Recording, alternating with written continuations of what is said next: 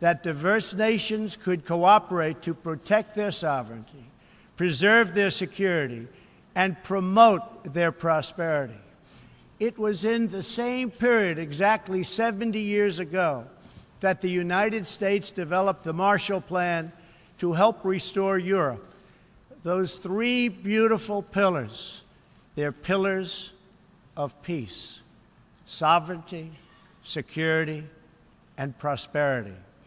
The Marshall Plan was built on the noble idea that the whole world is safer when nations are strong, independent, and free. As President Truman said in his message to Congress at that time, our support of European recovery is in full accord with our support of the United Nations. The success of the United Nations depends upon the independent strength of its members. To overcome the perils of the present and to achieve the promise of the future, we must begin with the wisdom of the past. Our success depends on a coalition of strong and independent nations that embrace their sovereignty to promote security, prosperity, and peace for themselves and for the world. We do not expect diverse countries to share the same cultures, traditions, or even systems of government, but we do expect all nations to uphold these two core sovereign duties: to respect the interests of their own people and the rights of every other sovereign nation. This is the beautiful vision of this institution, and this is the foundation for cooperation and success. Strong sovereign nations let diverse countries with different values, different cultures, and different dreams not just coexist, but work side by side on the basis of mutual respect.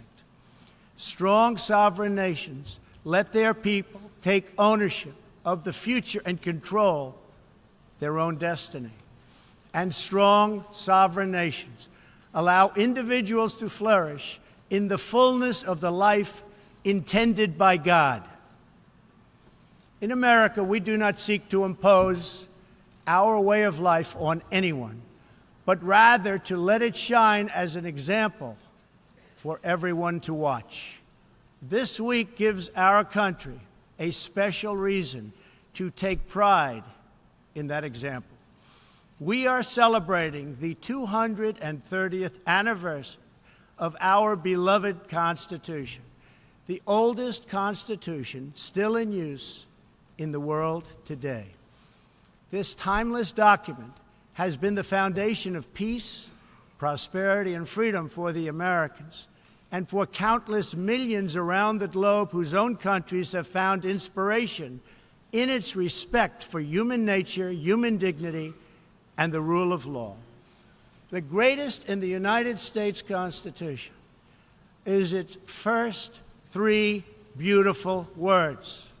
They are, "We the people." Generations of Americans have sacrificed to maintain the promise of those words, the promise of our country and of our great history. In America, the people govern, the people rule, and the people are sovereign. I was elected not to take power, but to give power to the American people where it belongs.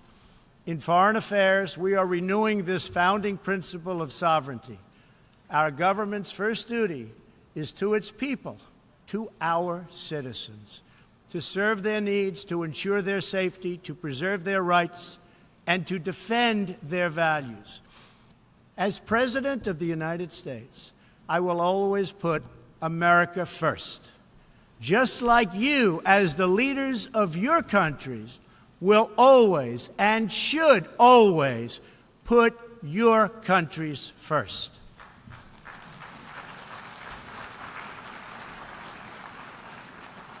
All responsible leaders have an obligation to serve their own citizens, and the nation-state remains the best vehicle for elevating the human condition. But making a better life for our people also requires us to work together in close harmony and unity to create a more safe and peaceful future for all people. The United States will forever be a great friend to the world, and especially to its allies. But we can no longer be taken advantage of or enter into a one-sided deal where the United States gets nothing in return. As long as I hold this office, I will defend America's interests above all else. But in fulfilling our obligations to our own nations, we also realize that it's in everyone's interest to seek a future where all nations can be sovereign, prosperous, and secure. America does more than speak for the values expressed in the United Nations Charter. Our citizens have paid the ultimate price to defend our freedom and the freedom of many nations represented in this great hall. America's devotion is measured on the battlefields where our young men and women have fought and sacrificed alongside of our allies. From the beaches of Europe to the deserts of the Middle East to the jungles of Asia. It is an eternal credit to the American character that even after we and our allies emerged victorious from the bloodiest war in history, we did not seek territorial expansion or attempt to oppose and impose our way of life on others. Instead, we helped build institutions such as this one to defend the sovereignty, security, and prosperity for all. For the diverse nations of the world, this is our hope. We want harmony and friendship, not conflict and strife. We are guided by outcomes, not ideology. We have a policy of principled realism rooted in shared goals, interests, and values. That realism forces us to confront a question facing every leader and nation in this room. It is a question we cannot escape or avoid. We will slide down the path of complacency, numb to the challenges, threats, and even wars that we face. Or do we have enough strength and pride to confront those dangers today so that our citizens can enjoy peace and prosperity tomorrow? If we desire to lift up our citizens, if we aspire to the approval of history, then we must fulfill our sovereign duties to the people we faithfully represent. We must protect our nations, their interests, and their futures. We must reject threats to sovereignty from the Ukraine to the South China Sea. We must uphold respect for law, respect for borders, and respect for culture, and the peaceful engagement these allow. And just as the founders of this body intended, we must work together and confront together those who threaten us with chaos, turmoil, and terror. The scourge of our planet today is a small group of rogue regimes that violate every principle on which the United Nations is based. They respect neither their own citizens nor the sovereign rights of their countries.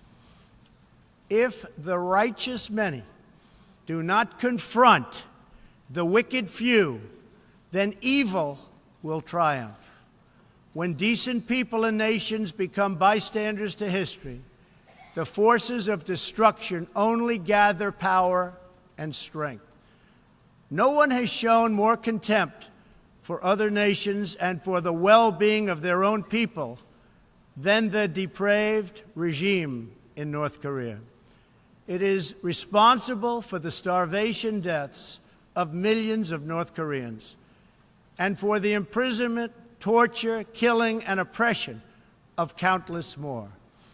We were all witness to the regime's deadly abuse when an innocent American college student, Otto Warmbier, was returned to America only to die a few days later. We saw it in the assassination of the dictator's brother using banned nerve agents in an international airport.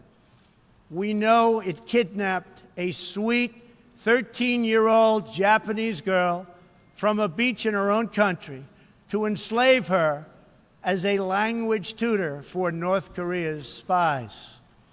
If this is not twisted enough, now North Korea's reckless pursuit of nuclear weapons and ballistic missiles threatens the entire world with unthinkable loss of human life. It is an outrage that some nations would not only trade with such a regime, but would arm, supply, and financially support a country that imperils the world with nuclear conflict.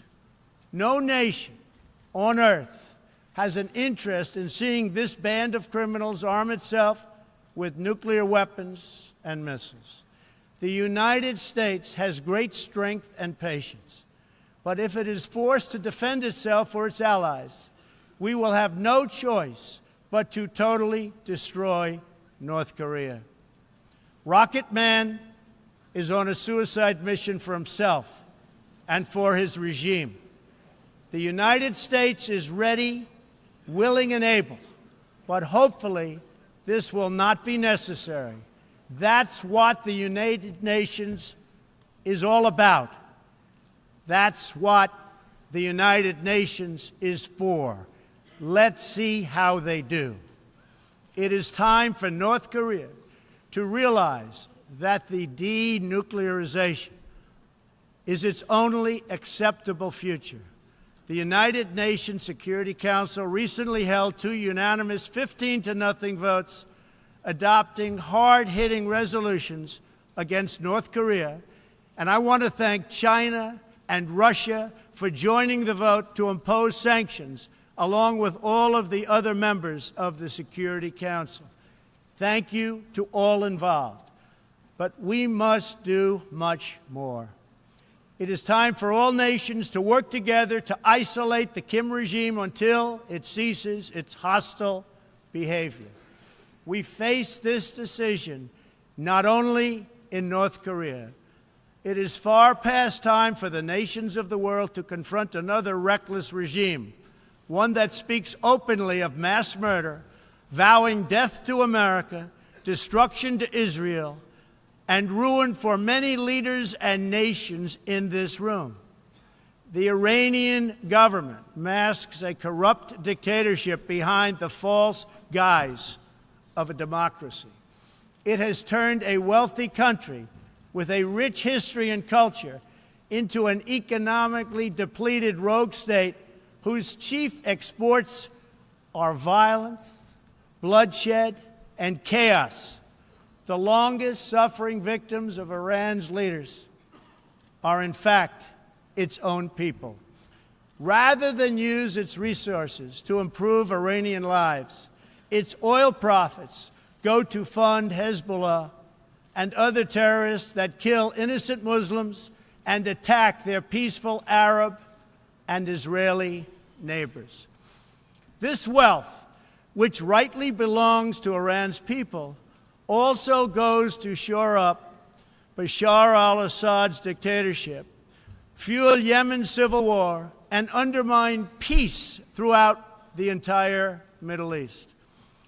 We cannot let a murderous regime continue these destabilizing activities while building dangerous missiles, and we cannot abide by an agreement if it provides cover for the eventual construction of a nuclear program.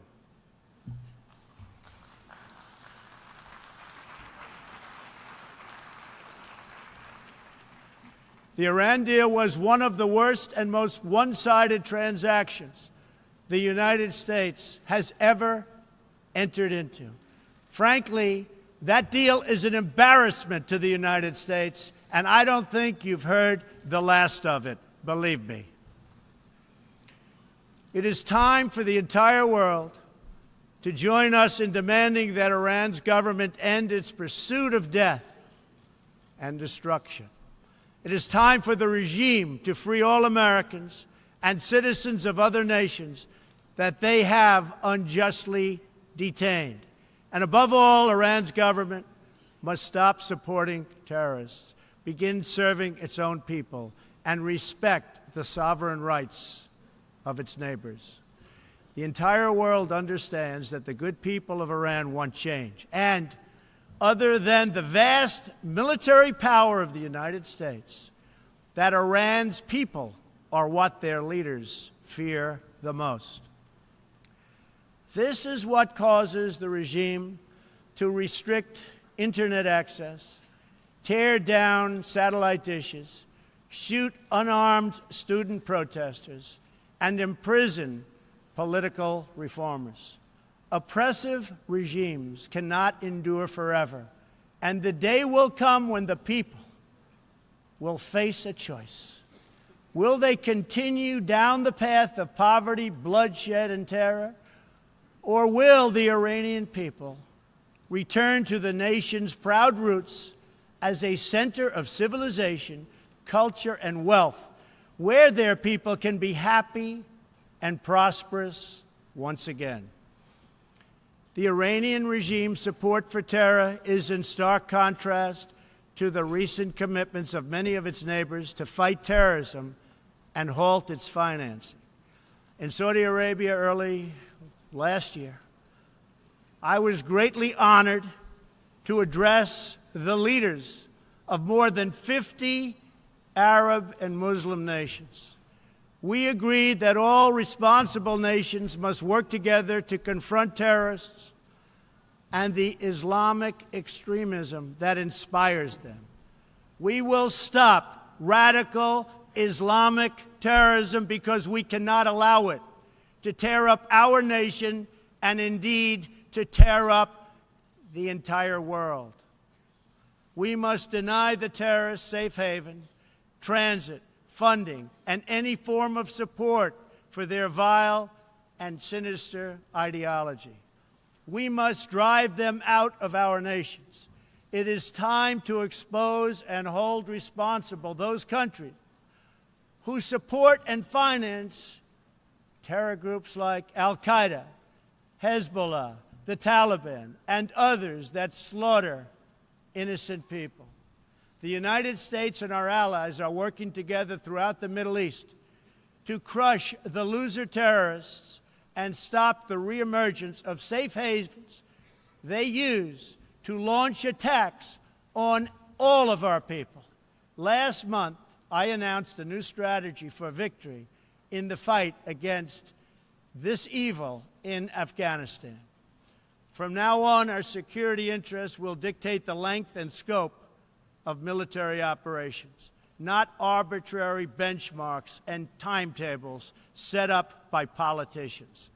I have also totally changed the rules of engagement in our fight against the Taliban and other terrorist groups. In Syria and Iraq, we have made big gains toward lasting defeat of ISIS. In fact, our country has achieved more against ISIS in the last 8 months than it has in many, many years combined. We seek the de-escalation of the Syrian conflict and a political solution that honors the will of the Syrian people. The actions of the criminal regime of Bashar al-Assad, including the use of chemical weapons against his own citizens, even innocent children, shock the conscience of every decent person. No society can be safe if banned chemical weapons are allowed to spread. That is why the United States carried out a missile strike on the airbase that launched the attack. We appreciate the efforts of the United Nations agencies that are providing vital humanitarian assistance in areas liberated from ISIS, and we especially thank Jordan, Turkey, and Lebanon for their role in hosting refugees from the Syrian conflict. The United States is a compassionate nation and has spent billions and billions of dollars in helping to support this effort. We seek an approach to refugee resettlement that is designed to help these horribly treated people and which enables their eventual return to their home countries to be part of the rebuilding process. For the cost of resettling one refugee in the United States, we can assist more than 10 in their home region. Out of the goodness of our hearts, we offer financial assistance to hosting countries in the region, and we support recent agreements of the G20 nations that will seek to host refugees as close to their home countries as possible. This is the safe, responsible, and humanitarian approach. For decades, the United States has dealt with migration challenges here in the Western Hemisphere. We have learned that over the long term, uncontrolled migration is deeply unfair to both the sending and the receiving countries. For the sending countries, it reduces domestic pressure to pursue needed political and economic reform and drains them of the human capital necessary to motivate and implement those reforms. For the receiving countries, the substantial costs of uncontrolled migration are borne overwhelmingly by low-income citizens whose concerns are often ignored by both media and government. I want to salute the work of the United Nations in seeking to address the problems that cause people to flee from their homes. The United Nations and African Union led peacekeeping missions to have invaluable contributions in stabilizing conflicts in Africa. The United States continues to lead the world in humanitarian assistance, including famine prevention and relief in South Sudan, Somalia, and northern Nigeria and Yemen. We have invested in better health and opportunity all over the world through programs like PEPFAR, which funds AIDS relief, the President's Malaria Initiative, the Global Health Security Agenda, the Global Fund to End Modern Slavery, and the Woman Entrepreneurs Finance Initiative, part of our commitment to empowering women all across the globe. We also thank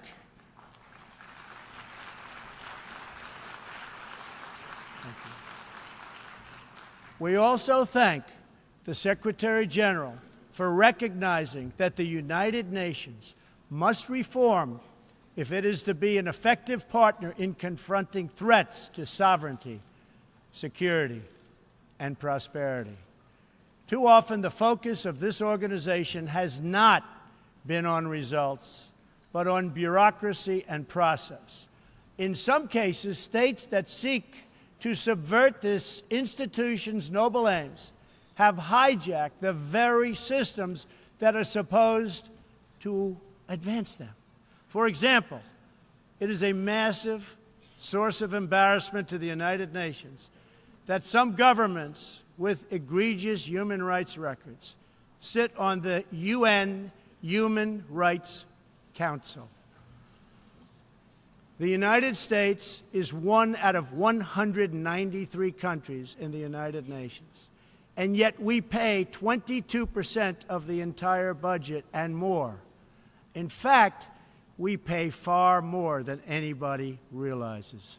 The United States bears an unfair cost burden, but to be fair, if it could actually accomplish all of its stated goals, especially the goal of peace, this investment would easily be well worth it. Major portions of the world are in conflict, and some, in fact, are going to hell. But the powerful people in this room, under the guidance and auspices of the United Nations, can solve many of these vicious and complex problems. The American people hope that one day soon the United Nations can be a much more accountable and effective advocate for human dignity and freedom around the world.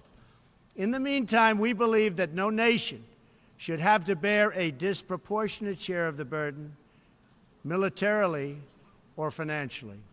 Nations of the world must take a greater role in promoting secure and prosperous societies in their own regions.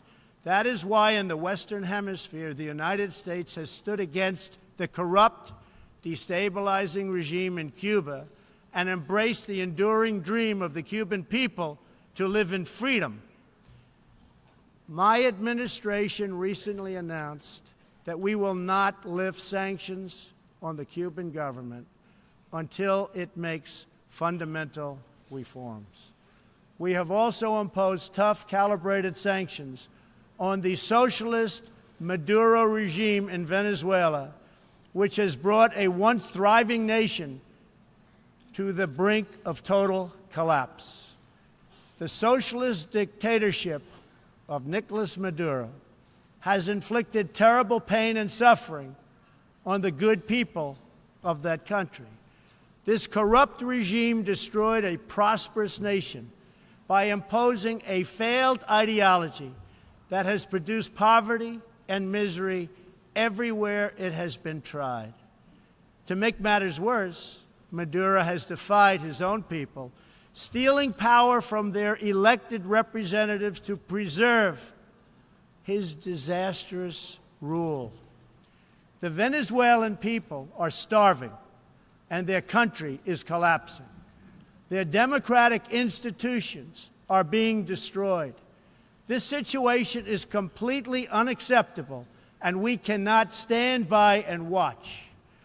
As a responsible neighbor and friend, we and all others have a goal. That goal is to help them regain their freedom, recover their country, and restore their democracy. I would like to thank leaders in this room for condemning the regime and providing vital support to the Venezuelan people. The United States has taken important steps to hold the regime accountable. We are prepared to take further action if the government of Venezuela persists on its path to impose authoritarian rule on the Venezuelan people. We are fortunate to have incredibly strong and healthy trade relationships with many of the Latin American countries gathered here today. Our economic bond forms a critical foundation for advancing peace and prosperity for all of our people and all of our neighbors. I ask every country represented here today to be prepared to do more to address this very real crisis. We call for the full restoration of democracy and political freedoms in Venezuela.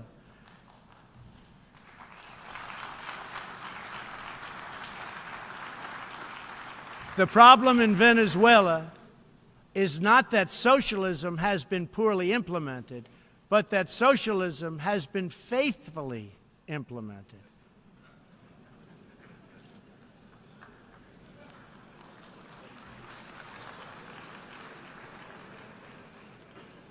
From the Soviet Union to Cuba to Venezuela, wherever true socialism or communism has been adopted, it has delivered anguish and devastation and failure. Those who preach the tenets of these discredited ideologies only contribute to the continued suffering of the people who live under these cruel systems. America stands with every person living under a brutal regime. Our respect for sovereignty is also a call for action. All people deserve a government that cares for their safety, their interests, and their well-being, including their prosperity. In America, we seek stronger ties of business and trade with all nations of goodwill. But this trade must be fair and it must be reciprocal. For too long, the American people were told that mammoth multinational trade deals, unaccountable international tribunals, and powerful global bureaucracies were the best way to promote their success. But as those promises flowed, millions of jobs vanished and thousands of factories disappeared. Others gamed the system and broke the rules. And our great middle class, once the bedrock of American prosperity, was forgotten and left behind. But they are forgotten no more, and they will never be forgotten again. While America will pursue cooperation and commerce with other nations, we are renewing our commitment to the first duty of every government, the duty of our citizens. This bond is the source of America's strength and that of every responsible nation represented here today.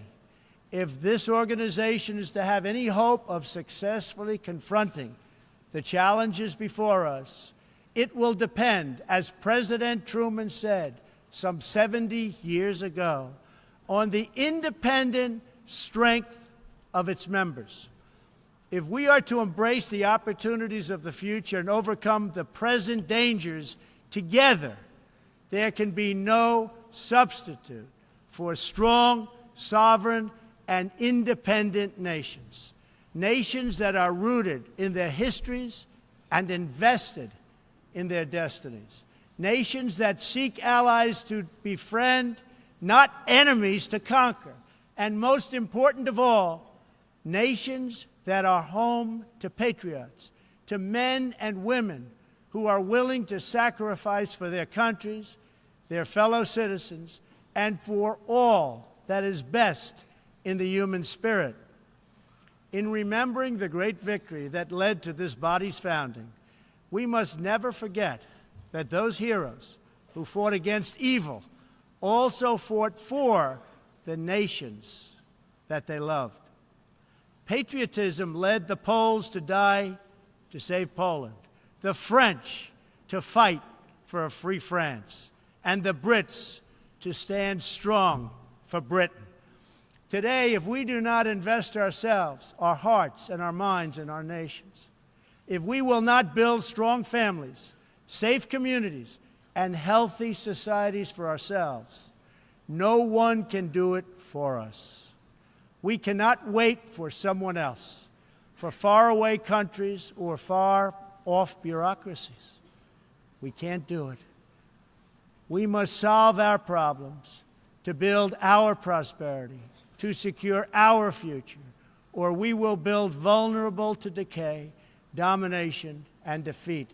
The true question for the United Nations today, for people all over the world who hope for better lives for themselves and their children, is a basic one. Are we still patriots? Do we love our nations enough to protect their sovereignty and to take ownership of their futures? Do we revere them enough to defend their interests, preserve their cultures, and ensure a peaceful world for their citizens? One of the greatest American patriots, John Adams, wrote that the American Revolution was effected before the war commenced. The revolution was in the minds and hearts of the people. That was the moment when America awoke, when we looked around and understood that we were a nation. We realized who we were, what we valued, and what we would give our lives to defend. From its very first moments, the American story is the story of what is possible when people take ownership of their future. the United States of America has been among the greatest forces for good in the history of the world and the greatest defenders of sovereignty, security, and prosperity for all. Now we are calling for a great reawakening of nations, for the revival of their spirits, their pride, their people, and their patriotism. History is asking us whether we are up to the task. Our answer will be a renewal of will, a rediscovery of resolve, and a rebirth of devotion we need to defeat the enemies of humanity and unlock the potential of life itself. Our hope is a word and world of proud, independent nations that embrace their duties, seek friendship, respect others, and make common cause in the greatest shared interest of all, a future of dignity and peace for the people of this wonderful earth. This is the true vision of the United Nations, the ancient wish of every people, and the deepest yearning that lives inside every sacred soul.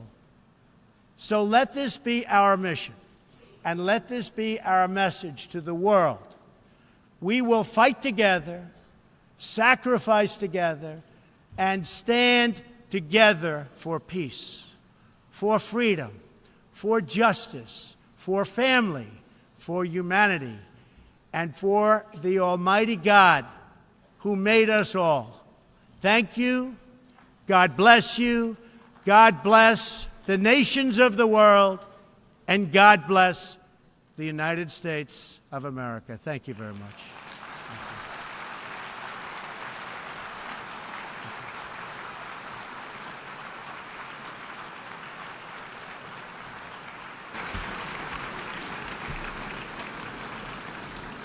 On behalf of the General Assembly, I wish to thank the President of the United States of America for the statement just made.